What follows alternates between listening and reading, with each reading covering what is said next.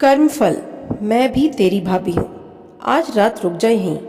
अपनी बड़ी भाभी की बीमारी का सुनकर उन्हें मिलने आई मैं उन्हें मना न कर सकी और रुक गई। हर दम चुस्त दुरुस्त रहने वाली और अपने इशारों पर पूरे परिवार को नचाने वाली भाभी इन 5 सालों में बिल्कुल ही ढल गई थी। उनकी आवाज़ में भी वो दमखम नहीं और शरीर से तो आधी ही रह गई थी। इतना बदलाव तो उनमें भैया के जाने के बाद भी नहीं आया था।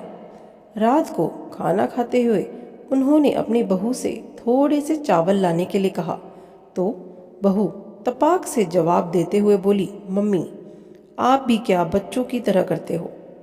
आपने मना किया था चावल खाने के लिए और अब?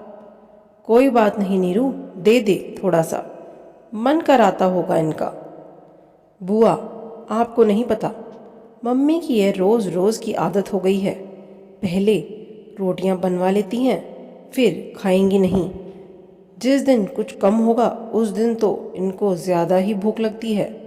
आज देखो चावल नहीं है तो जानबूझकर इन्होंने चावल मांगे हैं। भाभी का बेटा अपनी पत्नी के जवाब देने से पहले की सफाई देते हुए बोला, मैं आगे कुछ ना बोल पाऊँ। रात को अपने मन में दबा गुबार भाभी रोक न सकी और अपनी आंखों में आए आंसुओं को पोंछते हुए बोली, देख लिया सुमन, तेरा भतीजा कैसा जोरू का गुलाम बन गया है।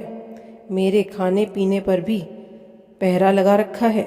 मेरे मन का तो कभी बनाना ही नहीं और जो बना है उसको भी खिलाते हुए इनकी चिक चिक करते हुए। तुझे पता है ना कैसे हाथों पर रख राजकुमारों की तरह पाला है इसे, और अब यह देखो माँ को ही गलत ठहरा रहा है। इन दोनों का ऐसा व्यवहार देख अब तो मेरी बेटियों ने भी आना कम कर दिया है। तेरा भाई भी मुझे ज़िंदगी के बीच सफ़र में छोड़ चला गया। पता नहीं भगवान कौन से जन्म का बदला ले रहा है मुझसे। इससे तो अच्छा था कि तेरे भाई के साथ मुझे भी अपने पास बुला लेता, ये दिन तो ना देखने पड़ते। मैंने भी भाभी को तसल्ली के रूप में 2-4 बातें कहीं और फिर नींद आने की कह आंखें बंद कर लेट गई। बातें भी क्या करती, भाभी ने कभी ना हमारे दिल की सुनी ना अपने दिल की कही। कहूँ तो हमें कभी अपना माना ही नहीं। आज उनका इस तरह प्रेम से मुझे रोकना अचंभित करने वाला था, लेकिन अब सब समझ आ गया था। 2 भाइयों की एक लौती बहन में सुमन, कितनी चाव से माँ पिताजी ने बड़े भाई की शादी की।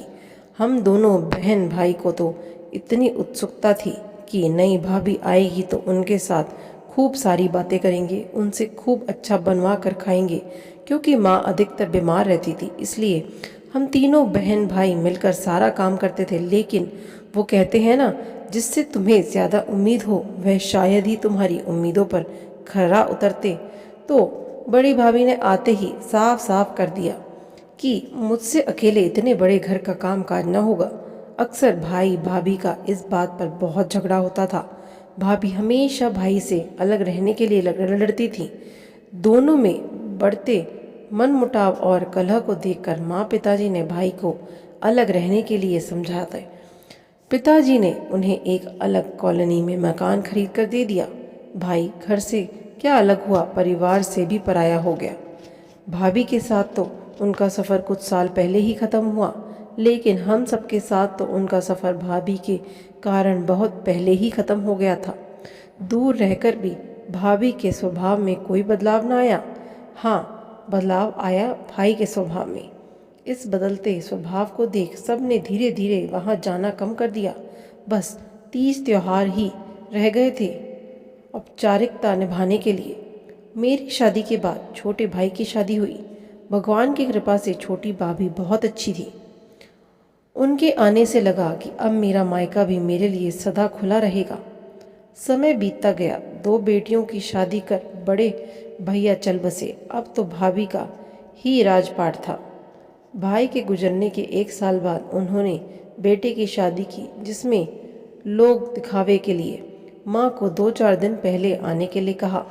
लेकिन माँ की तबीयत बढ़ती उम्र के कारण ज़्यादा सही न रहती, इसलिए छोटे भाई ने मुझे फ़ोन कर कहा कि तू 1 दिन पहले शादी में चली जाना, जिससे कि माँ की देखभाल हो सके।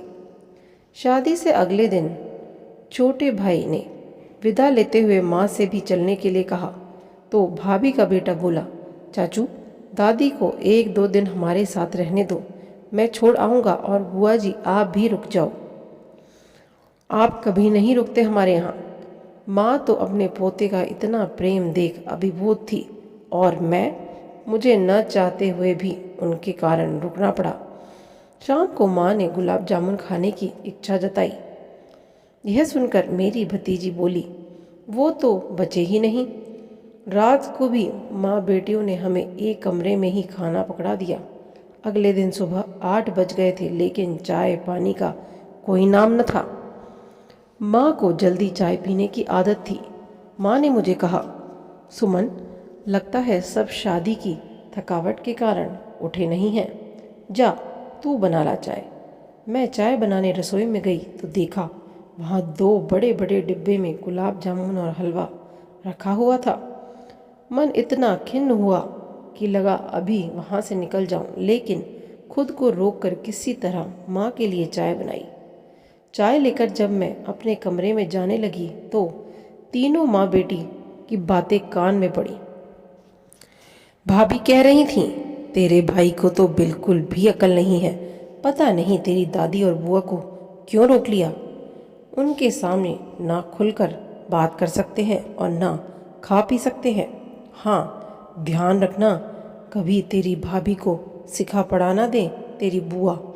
भाभी के मुंह से इतनी गिरी हुई बातें सुन अब मेरा वहाँ एक पल भी रुकना मुश्किल हो गया था। मैंने माँ को चाय देते हुए कहा, माँ मैं अभी जा रही हूँ और तुम भी चलो। बहुत करवा ली अपनी बड़ी बहू से सेवा। मेरे रूधे गले व पनियाली आंखों को देख माँ सब समझ गई। भतीने जाने की कारण पूछा तो मैंने माँ की तबीयत ठीक न होने का बहाना बना दिया। उसके बाद तो आना जाना ना के बराबर ही हो गया। भाभी ने भी तो कभी एक बार फ़ोन करके भी आने की नहीं कही।